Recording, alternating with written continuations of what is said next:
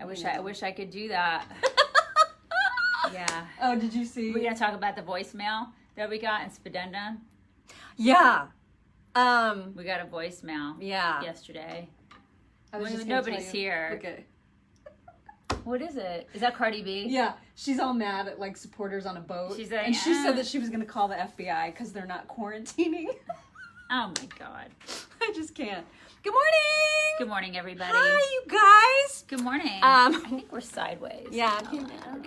You're better at fixing that. You guys, we got the sweetest card. Oh my God. From an artwork. Bill. We got artwork from Bill. Bill is such a talent. He wrote that he had seen our names pop up on social media over the last few years, but he hadn't listened to us until the last couple months, and he has found us very refreshing. Bill, you do the most beautiful artwork. Look at this artwork, you Look guys. at that. It's amazing. Like like the light that's shining on it doesn't do it justice. If you guys can see it in person. It's like those metallic sort of marker thingies that he uses. It's so beautiful stuff. Just Look at gorgeous. that. I wish I could do stuff like this. He says he's not creative, but that he doodles in.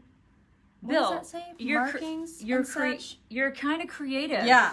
He said, so he sent us some, not as cool as or as good as others send. This is amazing. I mean, it's beautiful stuff. He did like 2 COTR ones. One has more of like the rose kind of colors in them. Can you see the COTR, you guys?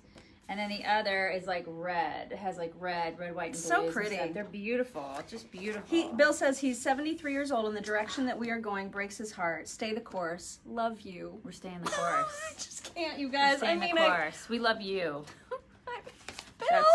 We love you, Bill. And That's then, so sweet. I love artwork. I love homemade stuff. It like warms my heart. Look at these precious little people. Look at those. Look at those people, you guys. That is Candy and Lexi, and they Candy wrote, and Lexi. "Hey ladies, I made y'all some face masks you can actually breathe in." Oh, I love these. I swear I love these so much. My 14-year-old daughter heard me listening to y'all while I was getting ready for work, and she asked that I now wait so that she can watch too. Look at that. That is the most effective mask. I'm going to wear this into Walmart. No, I'm not even kidding. I'm not even kidding. I will. I'd be like, yeah, I got my mask on. You got a problem with that? It matches you so well. I know. Right now. Today, this totally matches my shirt. Oh my God, you look like Nancy Pelosi matching. I'm right wearing now. this today. You got the matchies. I'm wearing this today, and it smells good. I don't know. They have like, really? Yeah. There's somebody had perfume or something. This smells really good. So they, Candy and Lexi are from Malvern, Arkansas. Hey there. And she Hog said, Suey. "Love y'all and Rob. Love so much what you do. Have a great day. Thank you so much, Candy and Lexi. Love these." And then we got each $10 gift cards from Danae, out there in. She's from Florida, right? We know. Is Danae. it Florida or Georgia? Georgia. Well, I know it's down south. It's Georgia. Georgia, where I grew up. She wrote us the most amazing letter, which we are going to read in our show today, because sometimes she leaves us voicemails and sometimes we play them on the air. And so we're going to make sure to read her letter on the air today because it is so nice, you guys. And then how sweet is it that she sent us Chick-fil-A gift cards? I can't with all of you. We love you, Janae. Can't. I saw somebody said something about the socialist professor at A&M. I saw that story. I did not see and that I did not story. have the heart to put it in our template. I pulled a mock. Why? What? Is it horrible? Because he's just this awful socialist. And like A&M, I love A&M. I love Texas A&M. And I can't deal with the fact that there's some weird commie teaching kids. I know that they're everywhere. What does he teach? Does he teach? He teaches archaeology. Okay. Which, I don't think my kid's ever going to take that anyway. But I'm just saying. So you're off the hook that way. It just worries me. We need to start getting more conservatives into universities. Can we work on that? I know there's a lot. Allowed. I know there are people, just act like you're a liberal if you're a professor or if you're in education. I know there are 2,900 people out there. There's got to be some people out there who are in the teaching profession and who are at the college level of teaching. Infiltrate. All right, let's make it a point to get in there. Like, just like if you have to, tell a little fib. Get in there, get in there and start teaching. And then because we need to start representing. They don't have to know. When I taught at the college level. Well, that's just it, though. There probably are some, but you would never know it because they aren't horrible indoctrinators. Yeah, but I feel like they're there aren't a lot anymore. Well, but what I'm saying is, I think liberals have totally taken over. But it's because they're so freaking loud. They are loud. You know? Yeah, because like when I taught at the college level, I never talked about politics. See, this is what I'm saying. I never talked about it. And I bet there's a ton of people like you who are just doing the right thing, doing their jobs the way they're supposed to. Teaching the subject. The actual subject, and not like all their political ideology. Yeah, not like when they're supposed to be teaching English, they're talking about politics. Exactly. Don't do that. Teach the subject. Anyways, so do that if you can get out there and teach. Can I brag on Jackson for a minute, my kid? You guys, what did he do? I've created a monster, sort of, but like in the best way. So he, of course, is on the Instagram. He's almost 15. And he follows all these meme pages because he's a 15-year-old boy, and this is what they do. And he's become so anti-liberal. I mean, obviously, he's my kid, so part of that is osmosis, I guess. Yeah. But and your husband's kid, who is also a conservative. Yeah. Exactly. So apparently there was a meme that he saw that said, I can't believe that this president is going to ban TikTok before he bans semi-automatic weapons. Uh-huh. And so my kid responded to that and said, oh, really? Do semi-automatic weapons send our confidential private information to China? That's what he said. And it got like 1 million likes on it. Like, so many people appreciated that he wrote that. Oh my God. So he's very proud of himself right now, you guys. It's he made a good point. You do feel like a sense of pride when your kids they end up conservative. Like my older kids, they're my stepkids. And so I didn't know, because I've been around since they were little. But, and I'm not the only influence, right? I mean, there are other parents. There's like 4 of us raising them, basically. And all the teachers, and the teachers and friends and everybody. But obviously I'm conservative. My husband is conservative. But not all of us are conservative as their parental, units. And so I just always wondered, I'm like, how are they going to end up? And our oldest, who is now 31, she just turned 31 this month. She is really conservative. And our boy is conservative. And it brings you great joy when and he's in San Francisco, for crying out loud. Yeah. And so, you can only imagine how much angst he has, but it is kind of it's like a badge of honor when you're like, oh, they made it. I mean, I've got, knock all the wood, right? Yeah. Because it's still He's so early. He's got to make it through college. He's got to get through college. He's got to get through college. If he goes, because at this point, I mean, college has sucked so hard. Yeah. That I don't know. I know. I just don't even know. We're saving for our youngest to go to college, but then there's a part of me, I think sometimes, God, if she wants to do a trade or something, I'd be all for it if she wanted to go into the trades. Anyway, I just had to get that Yay out. Him. Because I was very proud of my boy. That's so awesome. All right, so day 2. Did you watch anything last night, you guys? Anybody watch? We did not. I mean, I've been trying to catch up a little bit this morning. I'm caught up on Bill Clinton, and I'm caught up on AOC. And I know it was kind of neat when they did the whole official nomination roll call thing, because they had people from all over the country in like a giant, you know how they do the montage or whatever, collage of people. And so that was cute. It was at least a little more exciting, it seemed like, than the first night. But the only clips that I've heard are the AOC drama and then the Bill Clinton saying that a president should not create chaos in the White House. And I'm like, do you remember being president? Yeah. You complete skis. Yeah, I love how he said that. He was like, he shouldn't create chaos, which he totally did. And he also said shouldn't dodge responsibility. And I was like, okay, remember the whole, I did not have sex with that woman. I mean, and you're doing it now with the whole Epstein thing. I mean, the Clintons they're notorious for dodging responsibility. You guys are never held accountable for anything, so you can suck it. These people are insufferable. It's incredible. It's unbelievable. The stuff that comes out of their faces. And they're like, oh, and Joe is going to be the get to work guy. That's what he's saying. He's going to be. Did you see the very tiny amount that he appeared? He looks so confused. Are you talking Bill? No. Oh, Joe. Well, yeah, he does too. Because Bill looks old. But Joe, I mean, Joe. really, oh yeah, because and part of it, he's got the whole like they put so much stuff in his face, but he's got a squint. He's really like pulled tight. and he's like squinting, and it's he like looks like this all the time now. Yeah, I don't know. It's like with dudes, they don't really look like tigers when they get all that crap put in their face. I don't know. What do they look like? They just look like they're standing in the sun. Like rabid geckos or something. I don't know what they are just so... I feel like geckos have more energy. Yeah. Like he looks like he's standing in the sun. Yeah, like he's just confused. Like he's just been assigned a calculus problem while he's looking in the sun. Yeah. He doesn't look good, you guys. But I'm sorry, you were saying about Bill Clinton. No, same thing. He same looks exact so thing. He looks sounds old. Yeah, he's getting the Bernie Sanders thing to his voice. Who? Bernie. He's sounding like me. He's stealing my voice. AOC loves me. Right. So let's talk about that drama for a second. That commie girl loves me, you guys. So she does. She loves him. She went 37 seconds over her time. 37 whole seconds. And she used that time to officially second the nomination of Bernard Sanders, I should say, for President of the United States. That's his God-given name, Bernard. Bernard. And because that's confusing to a lot of people, Hey. Everyone was like, oh my God, she didn't even mention Joe Biden, and she totally endorsed Bernie for president. Oh my God, this is so dramatic. Well, it turns out that is actually procedural, and it's a requirement, part of the convention procedures and she was chosen as the person to do that.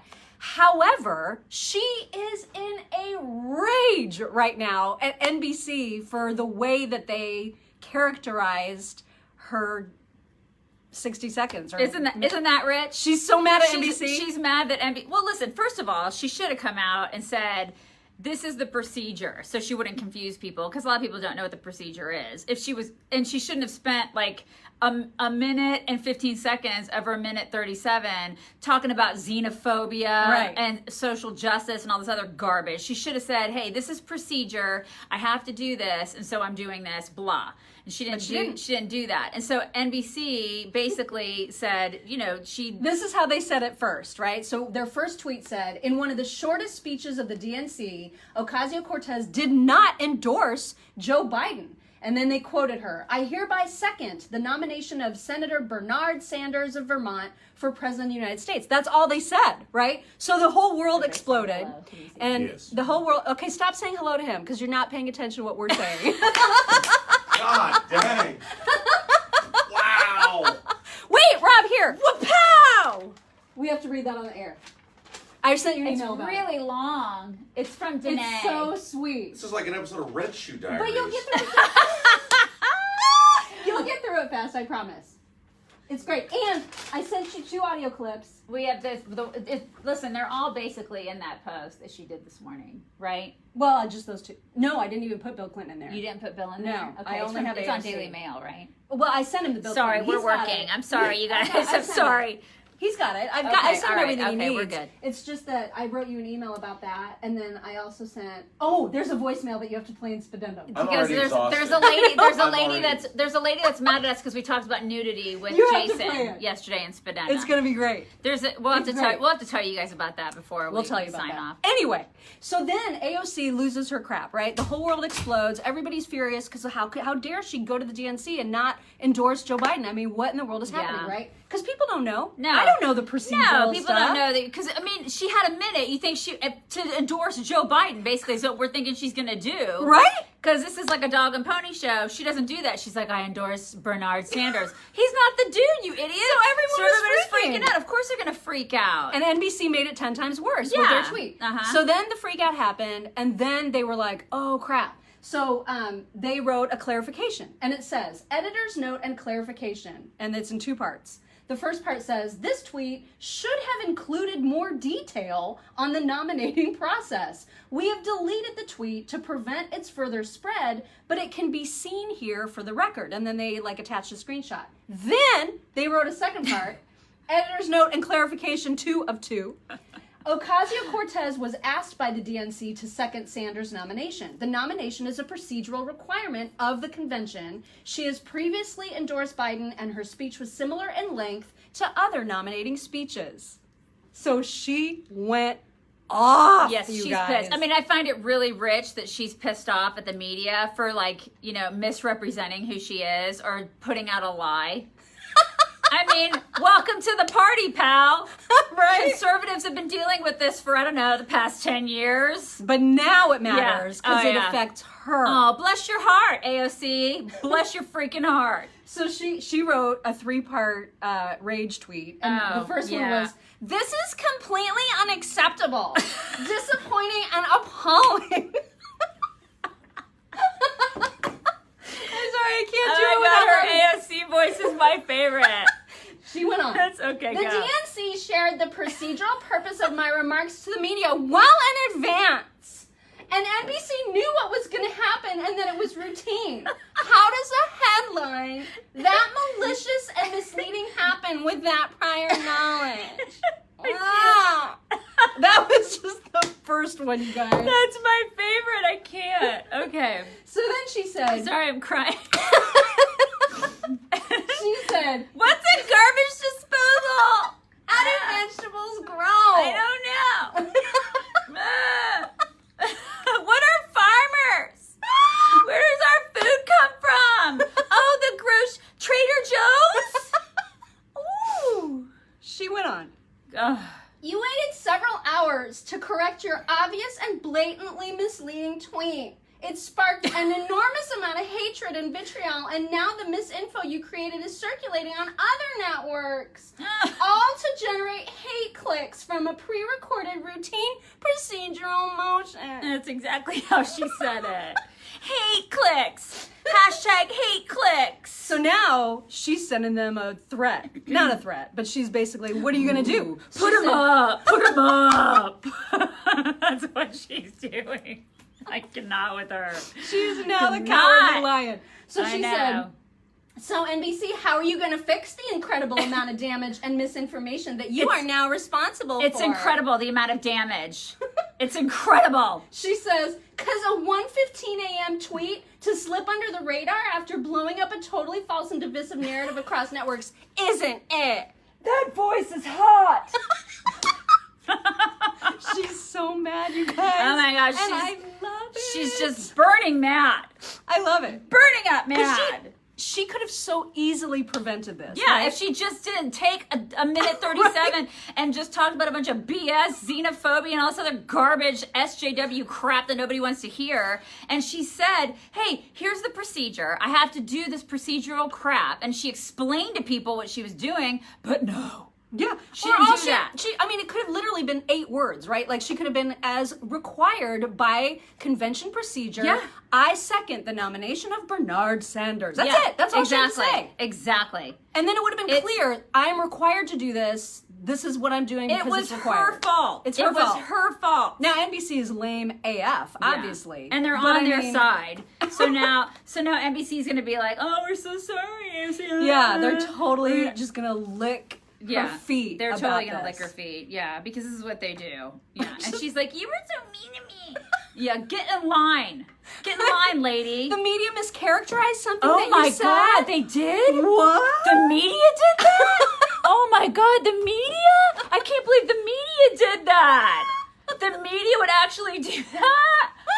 Oh my God, get out, the media! I can't. Did I? You gotta put. Oh my God! I gotta put his thing back in. Hold on, he's gotta get back in. Hold on. Okay. There. Okay. The media. It's hey, fine media. now. It's fine. We can't break. Anyway. Him. Okay. So that's she's the big drama. She's an idiot. So yesterday we got a phone call. You guys just. Yeah.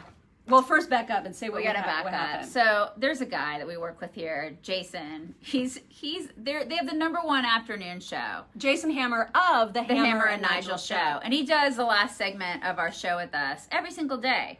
And it's like the boys come in and they get kind of raunchy sometimes. I mean, you know Rob. Rob's raunchy enough on his own. He's a total perv, and when they get together, they can be really raunchy. No one listens to our show. I mean, it's not like. I mean, let's get real. Like our managers aren't here. It's like COVID has wiped everybody out of the building. We're the only ones in the building, but not like they're dead. Just that nobody's working here. No. So they wiped out everybody. Like nobody comes into here. work anymore, okay? It's basically like 10 of us. It's like all of us that have been on the air and that have never left. I mean, we've never left. And then they're like producers, and that's it. So it's like, it's basically like, I don't know, summer camp in here. It's like a dorm party. It is like a dorm. It's like a co-ed dorm is what we're living in. Okay, so we go in and we have this spedendum thing every day where Jason comes in. Which, by the way, spedendum is, the reason it's called that is because we do a speed round. Yeah. And then we got in trouble for it being so long. Yeah. So we had to cut it, and then now we just make a second one called the addendum to speed. Which is spedendum. Yeah, because we don't like following rules. So we just made it an extra speed, and we just call it spedendum, and that's how we get around all the rules. So anyway, so we do the spedendum thing, and he's in there, and we always have these really inappropriate conversations off the air. Surprise! Right. And so he starts talking about how if we were in Vegas, he's like, man, I get drinks and you guys would be naked in like 2 seconds or something. He's just inappropriate, you know. And he's saying, and we're like, no, we wouldn't. And we had this conversation about nudity and stuff like that. And I was like, no. I mean, and the bottom line is, we got on the air, and I'm like, no. I said, listen, I don't like tan lines, but you would probably see me in a bikini, but you wouldn't see me naked. And he's like, oh, I'd totally get you naked. And he's going on. And I'm like, and then she started saying, like, you wouldn't see me in a bikini because I like one piece is better or something. Oh, yeah, like, my bikini days are over. I mean, but I'm like, but you probably see us in like little bathing suits, but you wouldn't see us naked. He's like, oh, I totally see. I get a couple drinks and you guys would be naked. This is the kind of stuff that we do. And we talk like this with these guys because that's what we do. They're our buddies. Like they're like our frat brothers, right? Yeah, totally. And so she was somehow offended by that. Well, it was odd because, you know, we have an actual voicemail box for the show, which, by the way, you are welcome to call anytime. 317-684-8444 is our number. You can call us and talk to us anytime. And we play a lot of the voicemails on our radio show. So it was weird because I had a voicemail on my personal office line. And so somehow this woman called the receptionist really mad at WIBC and said, I need to leave a message for the chicks. And then somehow it got to my office phone. Yeah. And she said that she does not curse and she does not approve of how we spoke about the possibility of nudity on our show with boys, essentially. Okay. And so she was very, very upset about our inappropriateness. And I found the message so hilarious that we have to play it today. Yeah. Which is probably not what she's expecting, but regardless. And she loves the show. Like she even said, and I love Rob. She loves the show, and she loves Rob. Which is weird because Rob is like the skeeziest one of all. He is. He's very, very skeevy. I think it's because we talked about it. Yeah. Like, and we're girls. We engaged in the conversation. And so that made it inappropriate. Yeah, we engaged. Yeah. What are you going to do? So anyway, so that happened. So if you ever listen to the show, it's like the last segment of our show. It's usually between like 10:45 and 11 o'clock Eastern. That's when we're talking to the boys. And sometimes they can go off the rails. And we engage. Sometimes they start talking about sports and we just sit there and like lose control of our show. Yeah, and we do lose control. And I look at her and I'm like, baseball is the little white ball. And basketball is the orange one. It's the orange orb. That's what it is. She's like, oh, and we're like doing this to each other because we have no idea what's going on. No idea. We lose complete control. It's good times. So that's that. That's that. You can always listen if you want to, because sometimes boys take over our show. It's a total patriarchy, you guys. Right. The last 15 minutes of our show. Okay, so anyway, so we heard from AOC. We also heard from Bill. We talked about that. Jill Biden also spoke last night and was giving her husband glowing reviews on how I think you mean Dr. Jill. I'm sorry, Biden. Dr. Biden. She's a hell of a doctor. Hell of one, according to Whoopi Goldberg. Except not really, because she just has a doctor of education. Whoopi wants her to be the Surgeon General. Yes. But I mean, qualifications, I feel like schmalifications. that would be detrimental to the health community. That would be a bad thing. I don't think that would be good. So she was at the school. Yeah, she was at the school I think that she teaches at. Or taught at. Or once, I don't know, did something at. And so that was supposed to be kind of, yay, and look at me, I'm a teacher. And so teachers are all supposed to rally now because we're like, oh, look, she's just like us. Yeah, and they're not anything like you. It's funny because I heard something yesterday about how Democrats, and Joe Biden in particular, is trying to appeal to people and say, I'm just like you. Like, look at me, the way that I work, the way that I am, I'm just like you, and appeal to people. He's been in office for 50 years. 50 freaking years. Like, he's taken a government check and has never had a real job. Oh my God. And same thing goes for Bernie Sanders. Same thing goes for Nancy Pelosi. Same thing goes for Chuck Schumer. These people have never had real jobs. They're not like you. They are nothing like you. And so for them to actually, have the audacity to try to say that they're like you, it's oh my God, unbelievable. They're nothing. I will say though that I don't mind her. Like, I don't find Jill. You don't mind Jill? Yeah, I find her very unobjectionable. She's just very meh. Yeah, she's meh. Like, she doesn't have the charisma of a Michelle Obama, who of course everybody fawns over, but she's not objectionable either. And Michelle Obama is. She's highly objectionable. Because she's very divisive. But Jill Biden just seems to be sort of like, here I am, supporting my husband. I'm allowing him to run even though he's got dementia, but whatever. I would have really loved to have gotten to know Melania more. Yeah. I mean, you would think that we would by now. I just really wish that they would have spent more time allowing us to get to know Melania and just having her do more stuff and putting her on the cover of magazines and I have to believe, though, that she controls some of that, right? She just doesn't want to be out there. No, I don't think that she does. I think a lot of that, I honestly think 95% of that is the media. I really do. I think she would have been gracious, and I think she would have granted the interviews, and I think she would have been on the cover of the magazines, and she would have done that. She would have done it. I think she loves this country, and I think she would have done it. I mean, I hope we see her next week, right? I mean, hopefully she'll be speaking. I'm sure she will. And I think it's a shame. I really think it's a shame the way that she's been treated and the way that Barron's been treated. And the left has just been awful to her. Yeah. They've been just terrible, despicable what they've done to her. And it's inexcusable. I don't think that's one thing I just look at and I go, wow, that's just left a bad taste in my mouth. You don't treat people like that, You don't treat the first lady. I mean, we didn't do that. We would make fun of her little boob belts and stuff. Michelle Obama. She always wore belts. Michelle Obama right had the boob belts. But man, when she looked good, we say that she looked good. Oh yeah, we gave her all the credit. Yeah, when she would say things that were nice, we would say she said things that were nice. And you always respect the president and the first lady, right? You give respect where respect is due, especially with the office. And I just think it's awful that they haven't done that with her. They've been absolutely despicable. Just terrible. For real. Yeah. We probably need to go because I sent Rob so much stuff. I need to make sure that he's not mad. Yeah. He's always now mad. that I yelled at him get him out of here. He's always mad. Because there's some people out here who are like all crushy on Rob. And so when he gets here and he just hovers, it makes me crazy when he just hovers. And they're like, oh, Rob. I just want him to say something or don't say anything, but not just stand there. I can't take it. You guys, he is a little bit hovery. It's too hovery. He's a little hovery. He's like... I need him to interject and just say, what's going on? Let me, talk. Yeah, he tries to seem like all broody. He's not.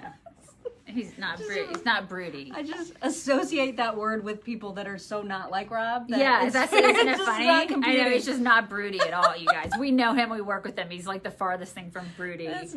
He doesn't brood. Yesterday, I went into the comment section and I banned 4 trolls.